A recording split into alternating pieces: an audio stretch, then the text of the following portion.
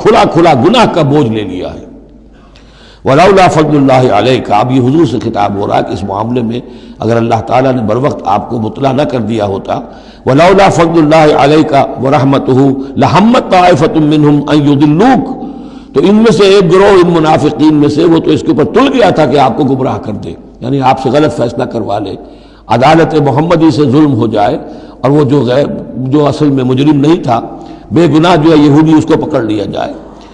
وَلَوْلَا فَضْلُ اللَّهِ عَلَيْكَ وَرَحْمَتُهُ لَهَمَّتْ طَائِفَةٌ مِّنْهُمْ أَن يُضِلُّوكَ وَمَا يُضِلُّونَ إِلَّا أَنفُسَهُمْ، حقیقت میں وہ نہیں گمراہ کر رہے مگر اپنے آپ کو، وَمَا يَضُرُّونَكَ مِن شَيْءٍ، اور اے نبی وہ آپ کو نقصان نہیں پہنچا سکیں گے، یعنی ہم ایسے مواقع پہ بر وقت آپ کو مطلع کرتے ہیں۔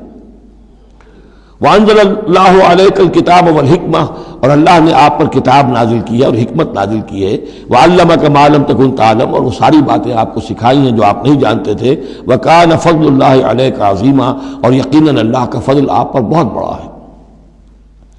لَا خَيْرَ فِي كَثِيرٍ مِّن نَجْوَاهُمْ، اب یہ چونکہ منافقین تھے، یہ اپنے نجوا کرتے تھے، علیحدہ بیٹھ کے گفتگویں کرنا، سرگوشیاں کرنا، اور طرح طرح کے نجوا ہوتے تھے، بیٹھے باتیں بھی کر رہے ہیں، مسکرا بھی رہے ہیں کسی کو دیکھ کر،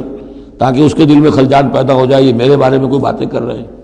اشارے بھی کر رہے ہیں، تو 100 طرح سے ہتھ کنڈے، اور یہ ہماری مجلسوں میں بھی ہوتا ہے، یہ سارے معاملات جو کہ انسانی معاشرے کے اندر جیسے ہوتے تھے آج بھی ہوتے ہیں۔ لا خیر فی کثیر من نجواہم، یہ جو نجوا کرتے ہیں، سرگوشیاں کرتے ہیں، ان میں سے اکثر میں کوئی خیر نہیں ہے۔ الا من امر بصدقۃ، ہاں ایک بات ہو سکتی ہے، خاموشی سے کسی کو علیحدگی میں لے جا کر کسی صدقے کی اس کو تلقین کی جائے کہ بھائی دیکھو تمہیں اللہ نے غنی کیا ہے، یہ محتاج ہے میں جانتا ہوں، تو علیحدگی بجائے اس کے کہ پبلک میں اس سے بات کرو، اسے علیحدہ جا کے سمجھاؤ، یہ اچھی بات ہے۔ اور معروف، یا کسی اور نیکی کا حکم دے، اور اصلاح بین الناس، یا لوگوں کے معاملات کو درست کرنے کے لیے، دو بھائی جھگڑ پڑے ہیں تو کرنا پڑتا ہے یہ کہ ایک سے جا کر بات سنیے، پھر اس کی بات جو ہے اس کو اچھی شکل میں پیش کیجئے دوسرے بھائی کے پاس کہ آپ کو مغالطہ ہوا، انہوں نے یہ بات یوں نہیں کہی تھی، یوں کہی تھی۔ اس طریقے سے جو بھی کوئی ہو رہا ہو علیحدہ علیحدہ خفیہ گفتگو،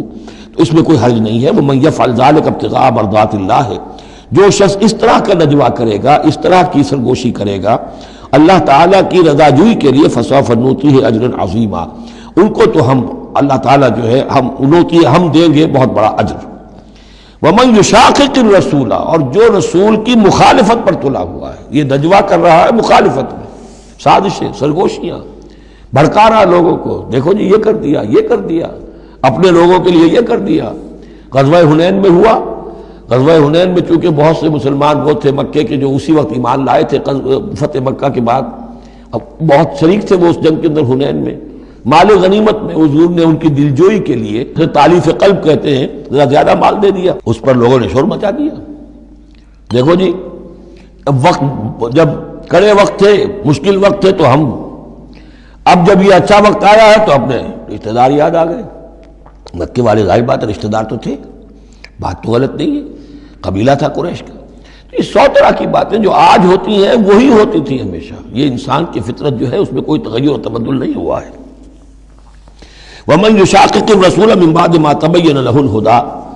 اور جو رسول کی مخالفت پر تل گیا اس کے بعد کہ اس پر ہدایت واضح ہو چکی، وَيَتَّبِعْ غَيْرَ سَبِيلِ الْمُؤْمِنِينَ، اور وہ اہل ایمان کے راستے کے سوا کوئی راستہ اختیار کرے، نُوَلِّهِ مَا تَوَلَّىٰ، ہم بھی اسی کی طرف اس کا رخ کر دیتے ہیں جو رخ اس نے اختیار کر لیا ہو، وَنُصْلِهِ جہنم، اور ہم اسے پہنچائیں گے جہنم میں، وَسَاءَتْ مَصِيرًا، اور وہ بہت بری جگہ ہے جانے کی اور لوٹنے کی۔ یہ آیت بڑی اہم ہے اس اعتبار سے کہ امام شافعی رحمۃ اللہ علیہ یہ کہتے ہیں کہ میں نے اجماع کا جو معاملہ ہے قرآن مجید سے تلاش کرنے کی کوشش کی اور مجھے نہیں ملا، یعنی اللہ کے اطاعت یہ تو ٹھیک ہے جو قرآن میں آیا ہے وہ قانون کا ایک سورس ہے، حضور کا فرمان، حضور کی سنت سورس ہے، اسی طرح اجتہاد وہ بھی سمجھ میں آ گیا، یہ اجماع کس شے کا نام ہے، قرآن میں کہیں ذکر نہیں آیا۔ تو کہتے ہیں کہ میں نے 300 مرتبہ پورا قرآن پڑھا شروع سے آخر تک، صرف اس ایک مسئلے کو سامنے رکھ کر کہ مجھے اجماع کے لیے کوئی دلیل قرآن سے ملے، تب اس آیت پر آ کر 301ویں مرتبہ پھر نگاہ جمی،